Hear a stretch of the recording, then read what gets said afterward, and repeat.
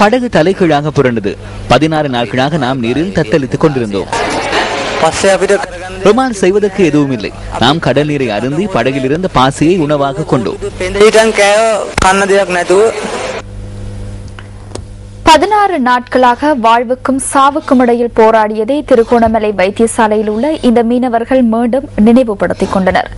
காவிந்தி 1 என்ற படகின் மூலம் கடலுக்கு சென்ற இருவரும் கடற்படைக்கு சொந்தமான கப்பலின் மூலம் திருகோணமலைக்கு அழைத்து வரப்பட்டனர். படகு கவிழ்ந்து தத்தளித்துக் கொண்டிருந்த மீனவர்கள் இருவரையும் வேறொரு படகில் வந்தவர்கள் அண்மையில் காப்பாற்றினர். மிரிச மீனவ துறைமுகத்தில் இருந்து அக்டோபர் 5ஆம் தேதி காவிந்தி 1 வந்த மீனவ படகு மீன்பிடி நடவடிக்கைகளுக்காக 4 புறப்பட்டு சென்றது. இந்த 4 கடந்த நவம்பர் 29ஆம் தேதியை இறுதியாக தொடர்பு கொண்டிருந்தனர்.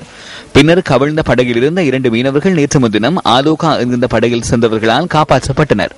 கடற்சொழில் மற்றும் நீரியல்வள அமைச்சரின் கோரிக்கைக்கு அமைய கவலைக்கிடமான நிலையில் இருந்த இந்த மீனவர்கள் இருவரும் கடற்படையினரின் சுரனிமல கப்பலின் உதவியுடன் திருகோணமலைக்கு நேற்று அழைத்து வரப்பட்டனர்.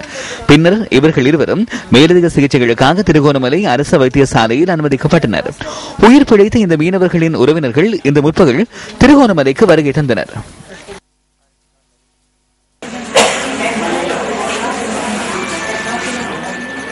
படகு கவிழ்ந்து 14 நாட்கள் குடிநீரும் உணவும் இன்றி நாங்கள் அதன் மேல் இருந்தோம்.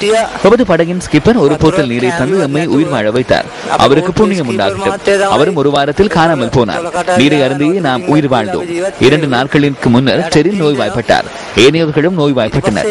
கரையோரத்தில் இருந்து எவ்வித தொடர்புகளும் இல்லை. எம்மை காப்பாற்றுவதற்கு 3 மணித்தியாலங்களுக்கு முன்னர் ஒருவர் கடலுக்குள் விழுந்தார். நாம் இருவரும் அவரை காப்பாற்றினோம். அவர் குடிக்க நீர் கேட்டார். எம்மால் எதுவும் செய்ய முடியவில்லை. பின்னர் ஆலோகா படகில் வந்தவர்கள் எம்மை காப்பாற்றுவதற்கு சுமார் 1.5 மணித்தியாலங்களுக்கு முன்னர் அவர் உயிரிழந்தார்.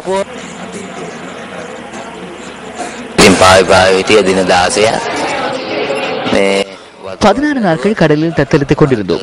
சிலர் நமக்கு தேங்காய்களை கொடுத்தனர். அவற்றை உண்டே நாம் வாழ்ந்தோம். நீர் எடுப்பதற்காக சென்றவர்களும் காணாமல் போனார்கள். ஜெனி என்பவர் கடல் நீரை அருந்தியே உயிரிழந்தார். படகுன்று வந்த மீனால் நாம் உயிர் தப்பினோம். படகின் ஸ்கிப்பரான நிஷாந்த மற்றும் டெனில் பிரியங்கர் ஆகியோர் இதுவரை கண்டுபிடிக்கப்படவில்லை.